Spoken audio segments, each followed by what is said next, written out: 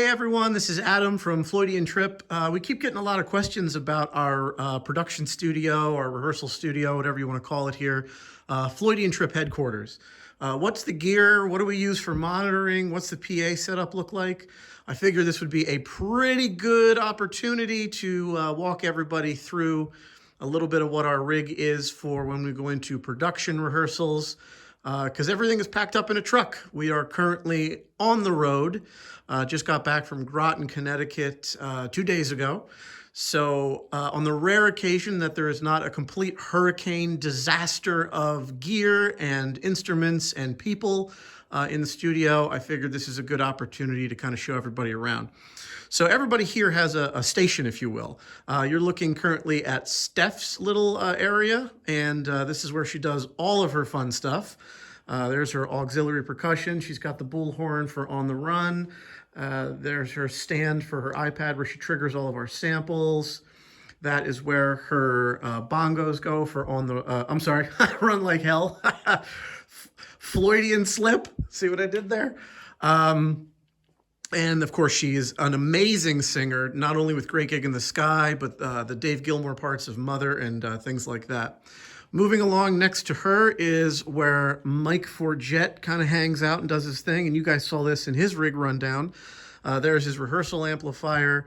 There's a lyric cheat sheet, a couple of spare guitars here, some other stuff. Jake and Elwood. And then we'll go over this in a minute, but everybody uses in-ear monitors, and we all have these little things attached to our station. Over here is where Jonathan hangs out, where he does all of his auxiliary percussion and guitar and singing and saxophones and clarinet. I mean, this dude is a jack of all trades, master of them all, including the harmonica. You can see some of his gear here. Under all this is a couple of spare keyboards we have, and that's his vocal mic. And then is my little section as the drummer, which again, when you saw my rig rundown, you saw how all that worked. But what I can actually show you that's a little bit different this time around is I can show you, this is for monitoring, right? When we use our in-ears, I have to talk to people and they have to talk to me. And so that's what this microphone is for. I don't sing, nor would you want me to, but I can communicate with everybody with their in-ears in to tell them, you know, what we're doing, or they can communicate with me. And I control all that through a little old school Alesis mixer here. It's not currently on at the moment, but my in-ears are fed to that. So my auxiliary mix coming, I think I'm aux 2 or something, coming off the board, as you can see right there. And then I can feed my phone through, and that's my output. And then I can actually feed part of my kit in there. If I wanted a little kick drum, I could mic it up and put it in.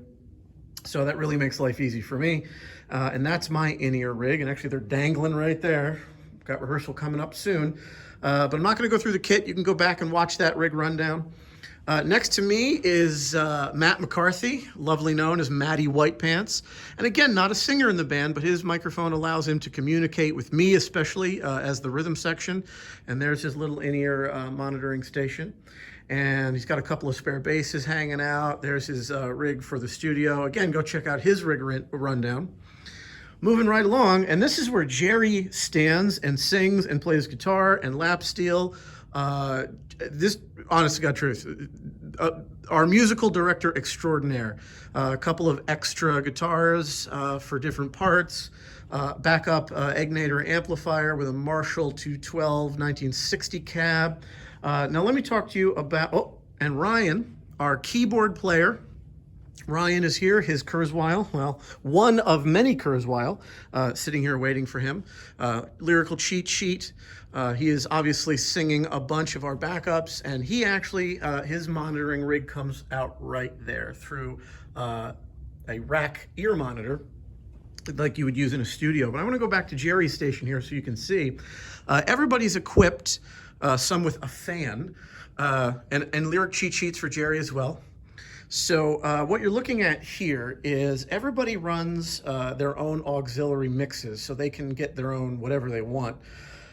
For the musician friends out there, you know, you can dial in anything, guitars, vocals, bass, drums, keys, whatever. For our non-musical friends, this just simply means you can hear what other people are doing. And we have individual mixes, meaning each of us, all 7 of us, can dial in what we want to hear in our personal mixes, so nobody shares anything. For example, if Jerry wants to hear something different or louder or softer than, let's say, Maddie right there, or myself, he can do that, and vice versa. And these little guys here run, as you can see, this is where our aux comes in, and then this is where we feed our in-ear monitors out, and then that's the master volume.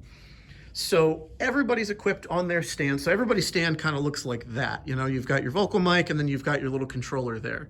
And everything is then pumped through. This is our little studio section. There's the outputs for the keyboards for Ryan. So that's a rack mount DI. We've got a cooling fan below it. And this is a desk where sometimes we record rehearsals so we can dial in our harmonies or argue about, you know, whether the run in Pigs 3 different ones is chromatic or not, things like that.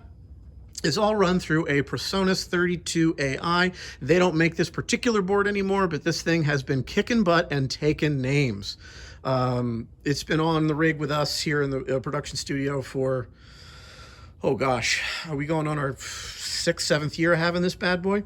Everything's labeled in here. The drums come in, everything's mic'd up. I'll show you the mics in 1 second.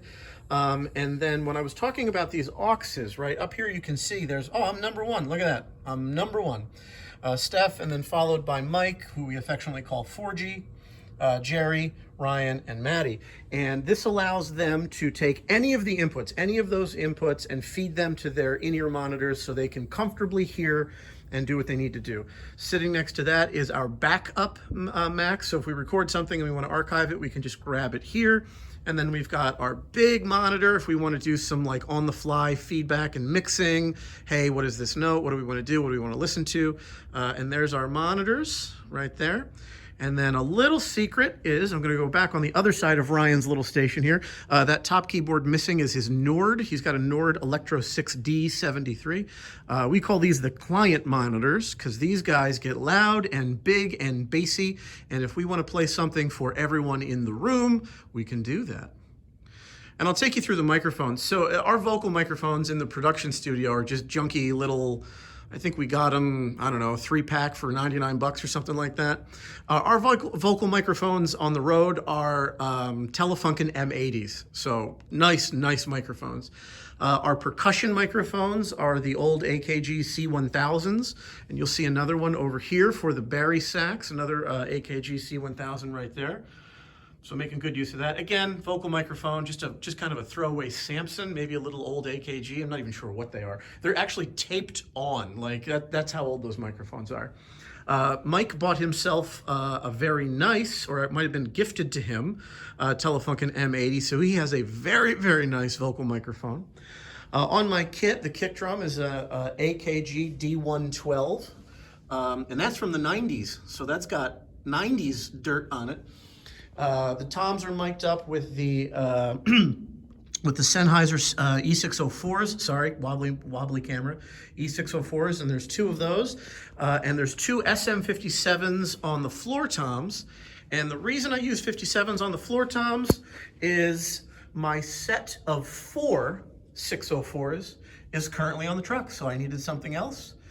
So I have 2 604s on the high toms and 2 57s on the low toms. Simply because I ran out of 604s. Nothing crazy there, no tone secrets for anybody, just ran out of microphones. My overheads are, what are they, SM81s? Yep, SM81s made by Shure. Live and die by these bad boys. They are awesome. And then on the rototoms, the AKG, what is that, the 451? Yeah, 451, stereo pair of 451s.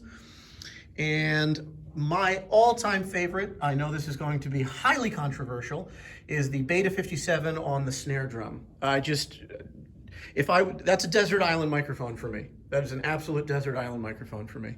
So leave the comments below why you love it, why you hate it, and why it's no better than a regular 57. Or why it's the best mic you've ever seen. We can walk over to Matt. Matt also has a fairly nice vocal microphone, although not a singer. That is a Sennheiser E835, and that's just for talkback. And again, my talkback is just one of those chintzy, you know, 3 for $99. I don't know, Samson S111 maybe, I'm not quite sure. He's just got a DI on the back of his Fender, the TBP1. So there's just a DI, just a standard DI out that's built right into it, nothing fancy there. And moving over to Jerry, I know we skipped 4G, don't worry. We'll go back to Mike, don't you worry about that. We'll go back, and on Jerry's amplifier, when it is here, is an E609. And moving along to Mike Forget, lovingly called 4G, is also, as you can see here, an E609. So that's essentially our setup, right? That gets us through production rehearsals, and so we can get everything we need. You can see monitors on the floor, but they are not plugged in. As you can see, they are not plugged in. They are simply there because there was a time way back, way back when in-ear monitoring did not exist, or at least was cost prohibitive. So we used to have big floor wedges that were loud and obnoxious and would feed back, and we would control those through this right behind my drum kit right here. You can see all here. Ready? We're gonna turn the light on for you. Ta-da! And we would have EQs, and there's the power amplifiers, and there's the splitters, but we don't use this anymore. Technology has advanced to a place where we can use in-ear monitors, and I'm going to turn that back off. All right.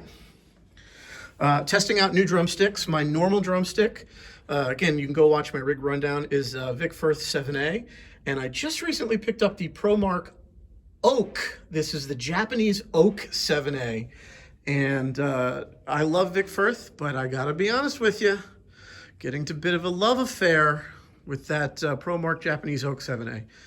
So nobody tell your secrets. There you go, everyone. That is our production studio. I'm not going to tell you where it is. Ha ha ha. Leave some comments below. Ask some questions. Oh, the cable wall. Everybody loves the cable wall. So this is our cable wall. We have spare guitar pedals. Everybody right now is on line 6. They're using the Helix. Or the line 6 stomp effect. I don't even know. I'm the drummer. I don't know. But here's our wall of pedals, again, before the modeling times.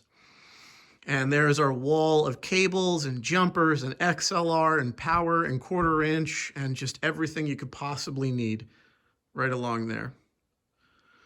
All right, friends. Drop a like. Don't forget to subscribe.